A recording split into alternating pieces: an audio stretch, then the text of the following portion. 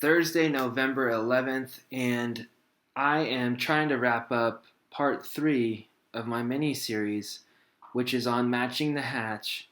And specifically, we're talking about being the threadfin shad. And so, just to kind of review where we've come from here, we started out talking about the crawfish. The next video was the bluegill, and now we're talking about the threadfin shad, all three of which are prey species that are in this region and really greater United States. So, my goal is to just kind of talk about some of the baits and what I do to mimic a threadfin. It's quite similar stylistically, I guess, to the bluegill. It's a swimming bait fish. The colors are different, obviously. A couple of the techniques are a little different, and I'm going to share those with you. Kind of where we're going to start is we're going to start talking about the top waters.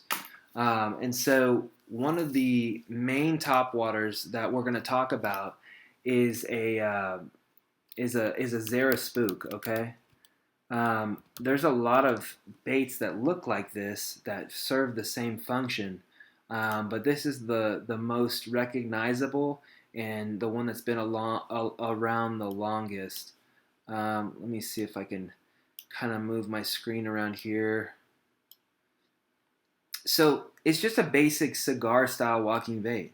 Something like this maybe would be a good go-to. This is called the G Finish Shad.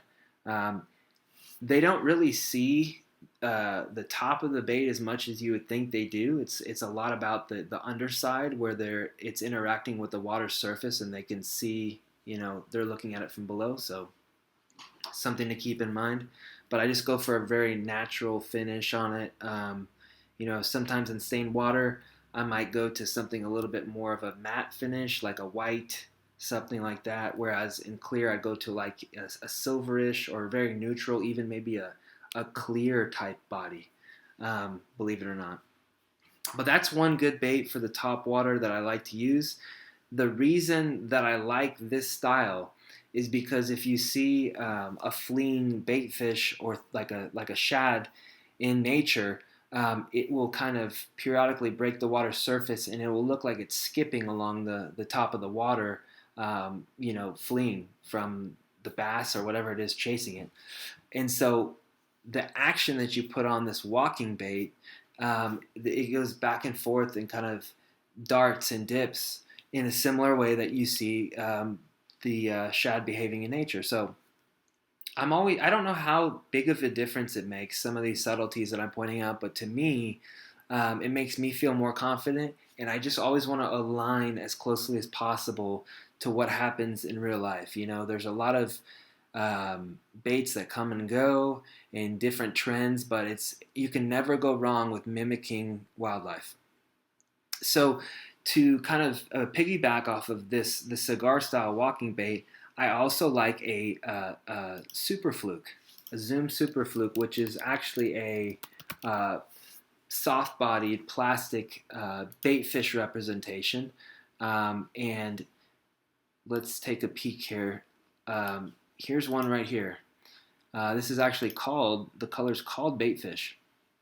And so what I'll do with this is when the conditions are a little tougher, the visibility is a little bit more in the water. Maybe there's a little bit more sunlight and the fish can kind of decipher better real from fake. I'll put down the plastic top water and I'll pick up the soft plastic, super fluke, and I'll throw it on like 10-pound test line and I'll use a very medium-ish type rod, maybe around 7 feet, light action, to an extent, compared to what you would use with, cranking or bigger, hard body plastic baits. I'll scale down, go a lot lighter line, which will give better action to the bait and will let it move a lot more naturally. And I'll just twitch it on the surface on the slack line, and it will dart back and forth in the similar way as does the spook. But maybe you get a few extra bites, especially when conditions are tough. You cannot go wrong with this one. Also, to pair with the light line and the lighter rod, I'll go with a light wire hook. It won't be as beefy as a hook, and it will just add to the natural profile. So those are two great techniques. The next one I want to talk about is a flutter spoon. So we're going to look up flutter spoon here. There's really two types of spoons, or two styles, if you will, that are utilized primarily. One of them is a flutter spoon. And so you can see here, like this is a Castaic Baits. The whole thing with the flutter spoon is the curvature that the bait makes. So these spoons, if you were to flip it on its side and look at it in section view, it's kind of got a little bit of an arch. And so what that does is it cups the water as it's falling, and it flutters and spirals down. That is best in summer months or months when the metabolism of the bass is higher. The activity is higher, they're burning more food. I want to use the flutter spoon. When the activity level is lesser, I'll go to a slab spoon, which doesn't have the concavity and the arch shape that the flutter does. It's a lot less movement and does well when the fish's metabolism is low, such as in the winter. So this is a very basic slab spoon here. They call this the Dixie Jet. And like I said, the purpose there is to just mimic a lower lower metabolism. You know, in winter everything moves less and moves slower. In summer everything moves more and moves faster. So I'm gonna give it smaller, kind of pop up the line a little shorter, not do as much of an action on my rod. And if I'm in the summer with the flutter spoon, I may give it some good rips. It just depends on, feeling out the environment and seeing how the fish respond to what action you're putting on the bait. So those are two great baits there in terms of spoons. The last one I'm going to talk about is a swim jig. I didn't mention this in the conversation on being a bluegill, and I did mention the spinnerbait, but the swim jig is a finesse version of the spinnerbait and is absolutely dynamite. So I'm going to look up one here, not too concerned with which one it is. The main thing with the swim jigs is they have more of a cone-shaped head, and so that's what, you can swim really any type of jig, but when it has the cone-shaped head, it comes through cover better. And you'll notice that on a spinnerbait, the spinnerbait has a cone-shaped head. It's not a football head. It's not a round ball head. It's a cone, and that helps it be, like I said, go through cover easier. And so you're basically taking a spinnerbait and pulling the blades off of it. So it reduces the noise in the water and the thump that it puts off. It's a lot more streamlined, and it does have action because you can twitch the rod and that skirt will flare and pulse. It's just like it's a more low profile flying under the radar version of the spinnerbait. Excellent technique. You can use it, of course, to be a bluegill as well. I just mention it now because I didn't mention it the first time. If I'm trying to be a shad, of course I'll use a white color. If I wanted to be a bluegill, something green pumpkin orange, maybe a little chartreuse, stuff like that. But that's a great technique. And then the very last thing that I just want to kind of mention is I mentioned the swim bait in the bluegill kind of video that I did. Of course, you can use a swim bait and that's really, you want to be a threadfin shad or a gizzard shad, what have you. And just in the same way that you would try to match the body profile of a bluegill, you do the same when you select a swim bait. You want to match it to what the shad in the lake look like, which are more linear than the bluegill. That's more kind of round, if you will. But yeah, just focusing majority on the swim jig, the top waters, the spoons. That gives you a good foundation as to how to operate when you're trying to mimic this prey species. And other than that, maybe let's see. We're 10 minutes in. We can talk a little bit about the drop shot. That's another good way to you know represent a bait fish or like a shad. So let's just type in like Berkeley shad and see what comes up. I'm just curious. Um,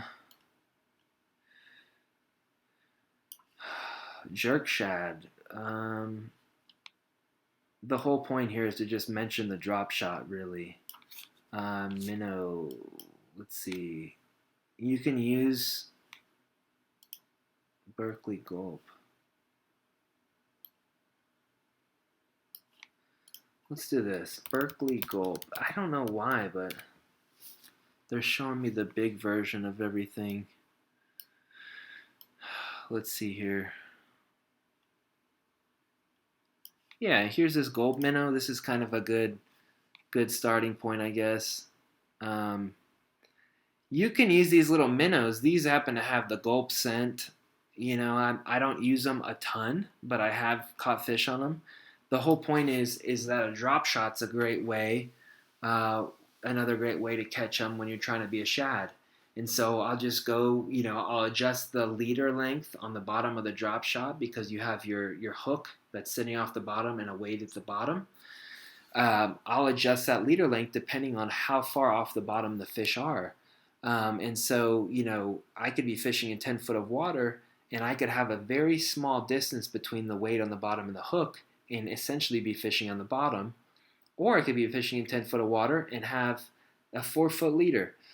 But the thing is with the drop shot, the longer the leader is, the less action you impart on the minnow. And so there becomes a point after like 2-3 feet to where it starts to be hard to really get good fluid action on that bait. So I don't usually go much longer than that. I've seen people do it, but if it gets to that point where I really need a long leader, I'll just be throwing like a Carolina rig with a very light weight. And what I'm doing there is I'm throwing it out, and that weight is so light that bait is just spiraling all the way down, and it is fishing for suspended fish that way. So that's something to keep in mind, like a lightweight Carolina. But yeah, these drop shot type minnows, they've got a lot of really like this smelt is a good color here, very natural. You've got anytime you have a laminate color like this, what I'll call a laminate, where you have two hard colored types and there's a sharp distinguishing line between them, that gives a little bit more contrast and shows up better in little off-colored water. Um, but like, look, this watermelon pearl, good color here. Another bait that I'll use is the actual Zoom Fluke, not the Super Fluke, but the Fluke. This is probably the one I use the most for the drop shot right here. And so, look, you got really natural colors. This albino, great color. Um, Smoking shad, that's a good one. Electric shad, all of these are great. The whole point is that there's a myriad of ways to represent a threadfin shad, a gizzard shad. There's a lot of different ways out there. It's just a matter of researching what baits are available and on the market, and just going out there and trying them and learning what works at what time. It's about establishing a working tool set and cycling through your options and figuring out when to employ which technique at what time. So anyway, that's my kind of third video on the Match the Hatch being the threadfin. We're about 14 and a half minutes in, so I'm going to call it good. I hope you get some good information from this video. I work really hard to put together decent content. I may not have a ton of followers yet, but I do think that it could create some value for you. And even if it puts a couple fish in the boat that you wouldn't normally see, it makes it worth it to me to see that. So thank you guys so much. Hope you have a great rest of your week, and stay tuned for the next videos I put out. Take care.